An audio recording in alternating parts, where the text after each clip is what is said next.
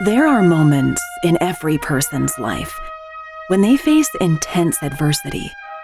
They're crucibles that forge who they become as individuals and as leaders. Now more than ever, we need leaders who are called to a higher standard, focused on leaving it better than they found it, and paying it forward to the next generations. Now, let's join Fire Chief Randy Brugman as he speaks with leaders from all walks of life, as he explores and learns from their personal journeys and the crucibles that have forged them into better leaders and better people.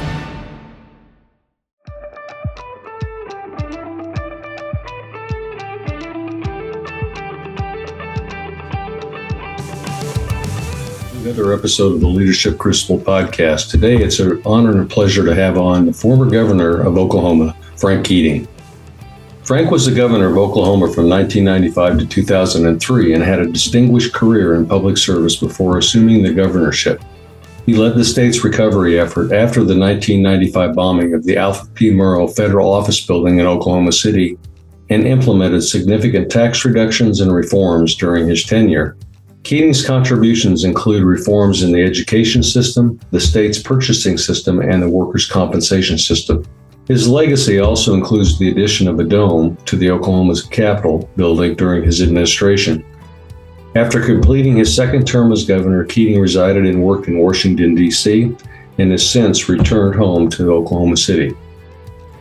Governor Keating, it's truly an honor to have you on the Leadership Crucible podcast today. I've just been looking forward to having this conversation. Well, it's an honor, and I'm thrilled, and I'm alive. I'm vertical, and I had a cup of coffee this morning, so we're all good. Yeah. So, before we get into your governorship, you started as an attorney with the FBI. Could you kind of tell us how you got into that line of work and where that led you? Well, when I graduated from law school, and by the way, before I went to law school, I asked my dad, what do you think I ought to do? And he said, go to law school, get a law degree. And I said, well, why would I want to do that? I'm not sure I want to practice law. And he said, then you can tell the lawyers no. Well, when I graduated from law school, I asked Dad again, what should I do? And he said, well, figure out something. But the FBI at that time, and it's not dissimilar today, requires you as an agent applicant be either a lawyer or a CPA. So I had a law degree, brand new law degree. I passed the bar. And I applied and I got accepted. And my first office was Seattle and my second office was San Francisco. And then I transformed myself into a prosecutor, decided I wanted to be in the courtroom and went from there. But FBI, I thought then, was a wonderfully professional organization. Everybody was highly educated. Nobody came from the outside to take over the top jobs. If you want to go up the ranks, you had to be a lawyer or a CPA. Mm-hmm. You want to be a lab, you want to work on the legal side, lawyer or a CPA. So I think it muscled up the quality of the agents, and I enjoyed being there. And then from there, you went to, I think, to be the district attorney in Tulsa? No, I was an assistant district attorney, a felony trial prosecutor, a young guy. I was in my mid to late 20s at that time. And I really loved getting to the courtroom. And I had an unfortunate experience when I was in San Francisco. The assistant U.S. attorney, who was supposed to object to every irrelevant question that I was asked as an agent on the stand, never did. So I said to myself, I went through some of these AUSAs as they're described. And I said, heck, I can do better than those guys. So I decided to be a lawyer in the courtroom. And that's where I was in the state system, a felony trial prosecutor. And then some years later, I was the United States attorney here in Oklahoma and tried federal cases. So I really, enjoyed the cops and robbers side of life before I decided to get into public life. So what took you then from that part of your life to going into politics? Well, it's Randy, the thing that's interesting to me is we're blessed and cursed by our parents, what they suggest you do or not do. But my grandfather, my mother's dad, owned a bank, small bank in Illinois, and he was a member of Congress, served one term, didn't run again. A Democrat, no surprise in those days during the Depression. And he felt that you had to have people with his credentials. For example, the Federal Deposit Insurance Corporation, when it was proposed, Grandpa's bank was a national charter bank. FDIC applied only to national charters, and Grandpa said, if we don't cover state chartered bank, they're all going to go under. So we've got to do that. So he ran for Congress, served a one-term congressman at large, elected by the entire state of Illinois, rather, and then didn't run again. My dad was not dissimilar. He was on the city council in Tulsa. He was on a highway commission. He was very active in public issues. My other grandfather, same thing in Pennsylvania. The prison system as a chairman of the board kind of person, not a day-to-day person. And that was the culture I had, Democrat and Republican. Grandpa Keating was a Republican and Grandpa Martin was a Democrat. And Dad said, you need to give back part of your life to public service. That's an obligation of citizenship. That's how it all started. Wow. So you were the governor in 1995. I think you were elected and sworn in January of 1995. That's right? correct. Yeah. And 3 months later, you had a significant event, and that was the bombing of the Alfred P. Murrah Federal Building in Oklahoma City. And could you tell us a little bit about what happened that day and then the following days and weeks and months that followed that event? Well, to back up real quickly, after I had come back home to be a prosecutor, then I ran for the legislature, was elected to the state house. There were no Republicans then. And then I ran for the state Senate. I served one term in the House Senate and served 1.5 terms. Then of my 4 Senate confirmations, the first was the United States Attorney's job, which was the chief federal law enforcement office in a district in the state. Most states have maybe 2 districts, some have 3, some have only 1. But I had supervised nationally in D.C. under Reagan, for example, the Secret Service, Bureau of Alcohol, Tobacco, and Firearms, U.S. Customs, U.S. Marshals, later Immigration Service, Border Patrol, prison system, you name them, they were under my bailiwick. And so I thought, well, gosh, Reagan is going to leave office. And I went to work for H.W. Bush.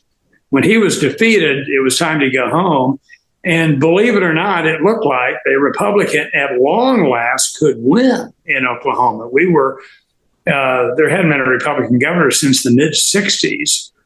So here I was, a brand new governor, an accidental governor, if you will, one of those Republicans, they searched after you on Saturday night with their headlights.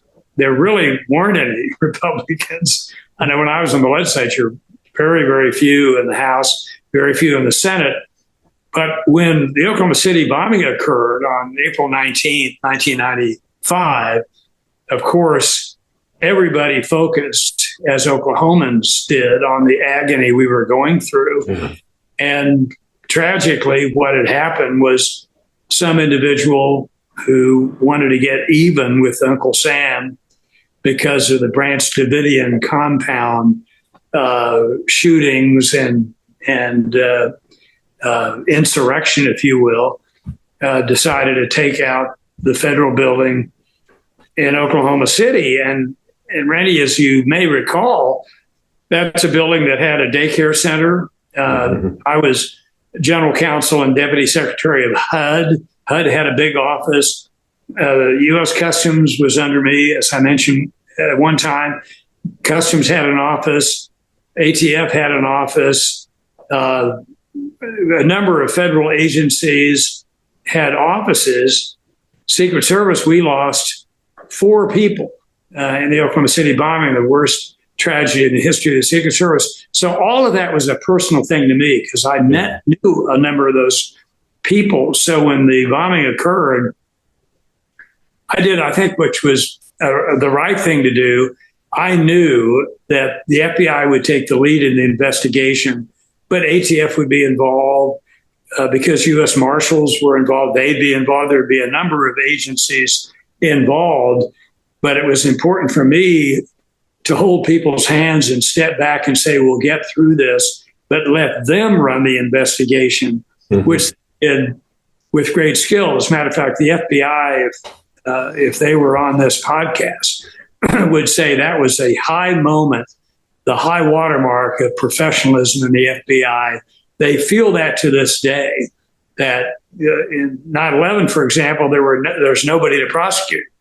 Everybody, the perpetrators were killed. On April 19th, 1995, there was an investigation that needed to be conducted and a prosecution which was successfully performed, and the person responsible was tried, convicted, and executed. So Bureau is very proud, as are the other law enforcement agencies, for how well it was handled. The tragedy is that we had to handle it at all. Yeah, I remember being on duty that day. I was a battalion chief in Colorado, and you just knew that that our job had changed on that day, and that the psyche or the impact that it would have as we move forward as a country was going to be different. And well, none of us could comprehend, and 9/11 was the same way, but none of us could comprehend how somebody would be so mad they were mad at the FBI, mad at ATF. McVeigh was. Well, if you're mad at somebody, vote against them at the next election, or ask your congressman to get rid of the organization you think is offensive and intrusive. But to kill, 268 people, including 19 children, little kids, and why would you do that? It makes no sense. The evil that some people will do, and we certainly saw it on that day. Yeah. Well, I think the other thing that we saw on that day was, number one, the response by Oklahoma City was tremendous. But I think just the entire state of Oklahoma and the federal system coming together, I think, in a large-scale domestic incident like that for the first time, and really coordinating very effectively, was, I think, a testament to your leadership, but also the testament to the people that came to the table that day, wanting to work together and solve the issue. But I think that's a very right comment, and from your background that you've got to find out first who's in charge, and that was problem. Everybody stepped back, focused on their own people who were threatened and or who were killed. For example, individuals who were killed, let's say a Secret Service agent or a U.S. Customs agent, or whatever the organization may have been, you had individuals from their organization extract the body. And in a very spiritual and ceremonial way, take it out. Now, unlike 9/11, where, except for the people who jumped off the buildings because they were going to be burned up, Oklahoma City, every victim was there right in front of you.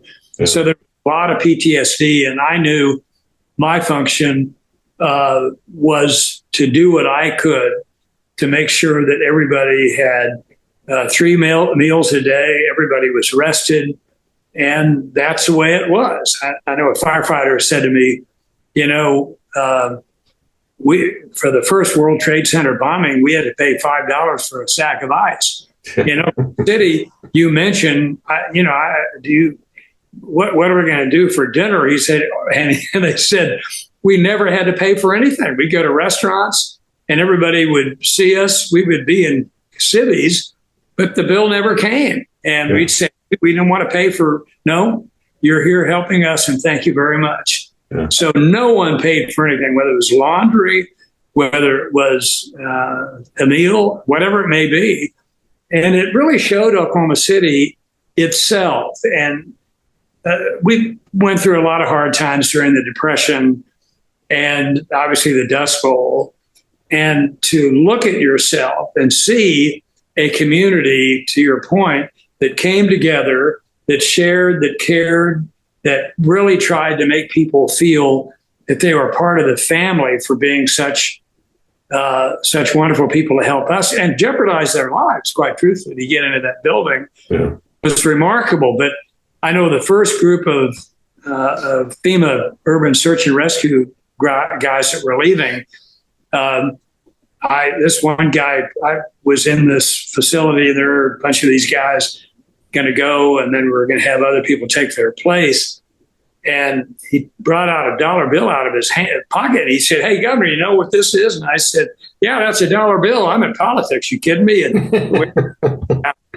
said, "This is a dollar bill." He said, "No, it's not just any dollar bill. It's an Oklahoma dollar. This is a dollar I brought with me a week ago, and it's still the same dollar I have. I never spent anything on anything, whether it was for new boots, whether it was for laundry, whether it was for a meal. This place is incredible." And as a result, a lot of people, not a lot, but a number of people, when they retired from the fire service, moved to Oklahoma, which was really quite remarkable and impressive. Yeah. Well, again, I think it's a testament to your leadership and just the people in Oklahoma. I mean, I've heard so many great stories that came out of that tragedy. But, I was talking to a fire chief from Oklahoma City the other day, and I mentioned that we were going to be having a conversation, and he just said, "Well, Governor Keating's a rock star." Oh, no. And you are to I think the people in Oklahoma. Yeah, but you know this yourself. You're only as good as the people with you. And I remember the first day that I went down there to the site, and they had big lights set up, and it was just within 24 hours of the tragedy, I saw a firefighter come up the street, and he had his jacket over his shoulder. And I thought, what does a governor do? So I stepped out in the street and I said, "Thank you for being here." And the guy said, "Who are you?" And I said, I'm the governor of Oklahoma. Well, he didn't say, "Hey, nice to meet you. Thank you." And no, he took his finger and stuck it in my chest. And he said, "Well, then you find out who did this. Because the only thing I pulled from that rubble was a child's finger and an American flag." And he stormed on up the street. I could tell that he was really freaked out. Yeah. He was probably a young dad and seeing all these kids dead. Yeah. And so we knew it was important for us to provide every service, not to nuisance anybody, but anybody who needed us, a meal, a rest, calling back home, pre-cell phone, to talk to your wife or your husband and kids. We did it, and it was very efficient. And obviously the law enforcement piece was handled with incredible professional skill. But those of us who were trying to make sure it all held together, which I would include the mayor as well as a number of the state leaders, they did that, we did that, and it was a proud moment. We just wish it never had happened. Yeah. So that was year one, and you were in office for the next 7.5 years. So what were some of your major accomplishments? Well, I'm a Republican, but as I mentioned to you, I came from a very mixed marriage. Had Republicans and Democrats on both sides. But I knew, even though I had been in the State House and State Senate, however briefly, that to do anything significant, I needed to have an argument, a game plan. So I did something reasonably intelligent. I asked the State Chamber of Commerce to hire the Oklahoma State University and the Oklahoma University economics departments to examine why are we 45th in per capita personal income. Made no sense. And so they came back with a study and said, well, you don't have right to work. You tax everything. You tax income, which means you tax work. Transportation infrastructure sucks. The children don't take hard enough courses in school. You don't have charter schools. You have too much divorce. Other than that, everything's great. So I just sat down with the pro tem of the Senate, President pro tem, a Democrat, and the Speaker of the House, a Democrat. And it was overwhelmingly a Democrat state. And I said, well, okay, here's our way forward. So I was a father of charter schools. We passed charter schools. We passed public school choice, which meant you could go to any public school you wish to if you were a public school student, subject to space availability. I started the first marriage initiative in the country to encourage a course before marriage, not mandated, but to have the faith community to encourage people to know that marriage should be a lifetime contract. Poverty comes instantly if you have two young people break up after they have a little baby. Who's going to take care of the baby? So we finished the turnpikes. We did the things that were necessary to put us on the map. And when I left office, we had moved from 45th in per capita income to 37th, and oil was never above $22 a barrel. So it was as a result of right to work in the Constitution, things like that. And a lot of people decided, because of how Oklahoma presented itself during the bombing, as highly skilled, highly professional, and highly thoughtful. We've had really a lot of successful businesses that have come here, and we're very proud of that. But that's a great thing, Randy, about federalism. Each of us can compete against each other. And, to me, the one thing missing, and we've not been able to do it because the Republicans sometimes are Democrats, even though they run the state now, and the Democrats sometimes are still Democrats, but we still have, even though it's small, a personal income tax. And I've been nuisancing them to try to do what Tennessee recently did and go to a service sales tax and get rid of their personal and corporate income tax. Yeah.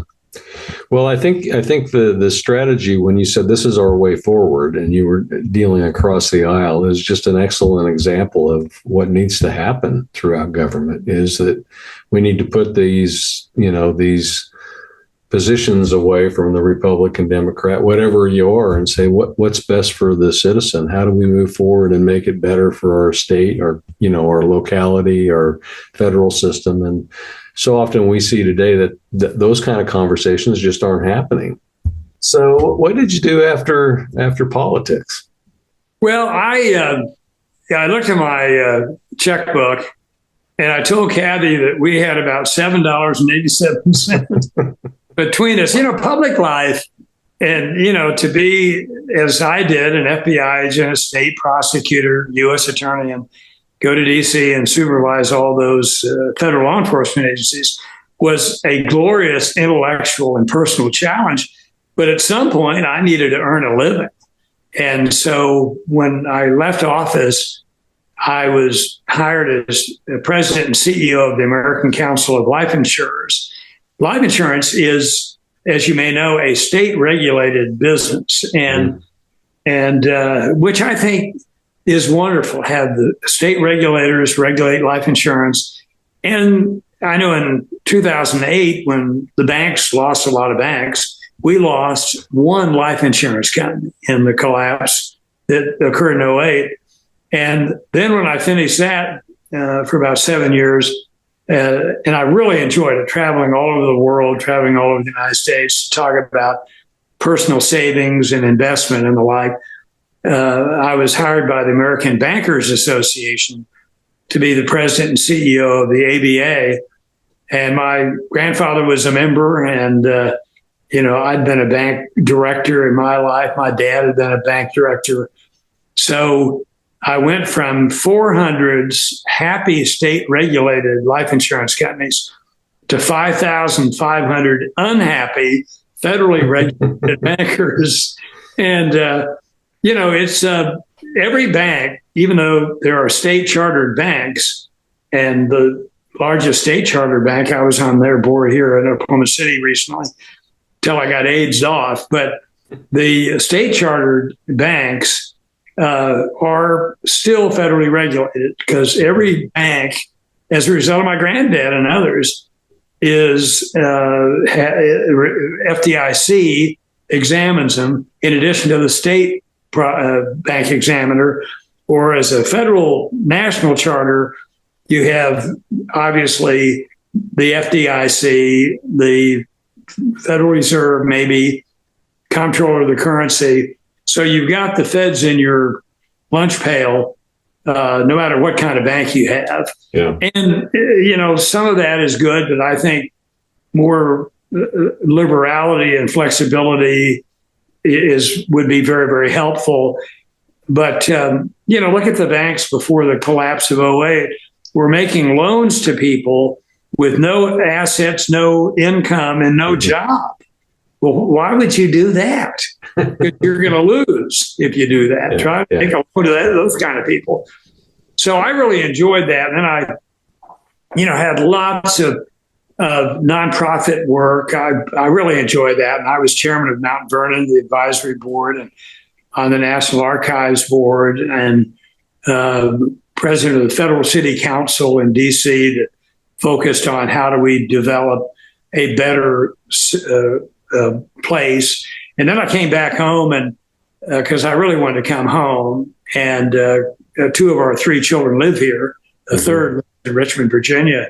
But that said, I was appointed to the University of Oklahoma Board of Regents and just left as chairman a 7-year term for the OU Regents. And every one of your listeners, I think, needs to understand the obligation of citizenship means if you can't run for something, then help somebody that you like and respect to run for something, and certainly volunteer in the nonprofit community through your church or synagogue or whatever, or just something that is of interest. Because nature abhors a vacuum, and we've got a lot of vacuums out there. And if good people don't fill the vacuum, bad people will. Yep.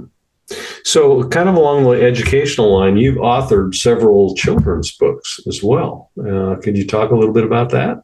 Sure. No, I'd be glad to. I'm not smart enough to author anything heavier than a young reader book, but I was approached by an artist named Mike Wimmer, who was teaching at the University of Oklahoma. Now he's at the Savannah Institute of Art and Design. But Mike said, I've been hired to paint the art for a Will Rogers children's biography. And of course, Will Rogers was one of the favorite Oklahomans of all times. So I said, well, sure. So I researched it and I wrote it. Mike Wimmer did the art, and we had it published, and it was an award-winning book. One thing about the 7 young readers books that I've done, I've donated all the proceeds of each of them to the museums involved. For example, I did a book on President Washington, which won the Oklahoma Book Award, by the way, and is the young readers book sold at Mount Vernon. They get all the proceeds. I did one on Theodore Roosevelt, one on Lincoln, Hamilton. I mentioned Will Rogers. Yeah. So for our next generation of leaders, what do you see will be their challenges?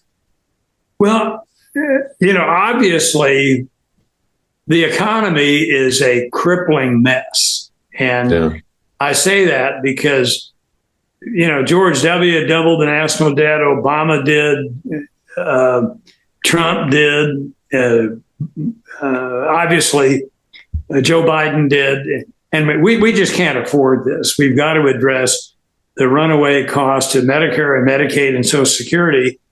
And people have to have the courage to do something that will ail us. But I think, here in Oklahoma City, for example, the public schools, it's heartbreaking. Most of the public schools are in the 25% grade ready category. And that's not unusual in many, many states. No. How did that happen when we have Yep. We have the money we have to spend on education. I used to tutor reading to a black school here in Oklahoma City. They were seniors in high school and couldn't read. I mean, who did that to those? And the kids were smart. So I used my young readers books, to teach them by phonics and, okay, what did this sentence say? What does this mean?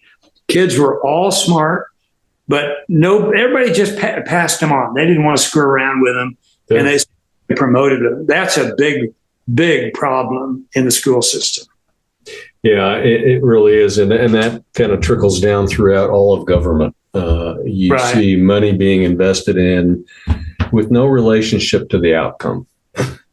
Yeah, and that's just wrong. Yeah. You pay for a poor product. Yeah. Yeah. How many of us would buy a car the tires fell off as we drove out of the dealer's lot? I mean, I'd take that car back in a millisecond and say, I don't want any part of this. Yeah, it's an interesting perspective that we won't accept that, but we'll accept, our school system being at 25%. Or, my twin brother was a Marine officer. Imagine I'm going through the FBI Academy and I couldn't hit the target. Well, they said, son, I think you need to back up here and let's start from scratch. But in the school system, and a lot of us who have tutored and helped, it's all nice to buy a computer for a school, but what's more important is to have someone willing to step in the place of a father or mother that just don't care about that kid.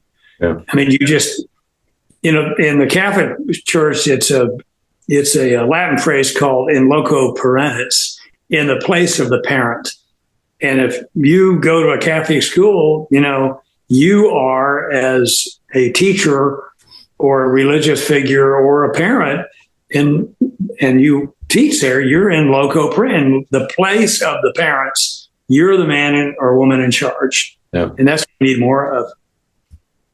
So last question today. What takeaways would you like to leave to help someone become a better person and a better leader?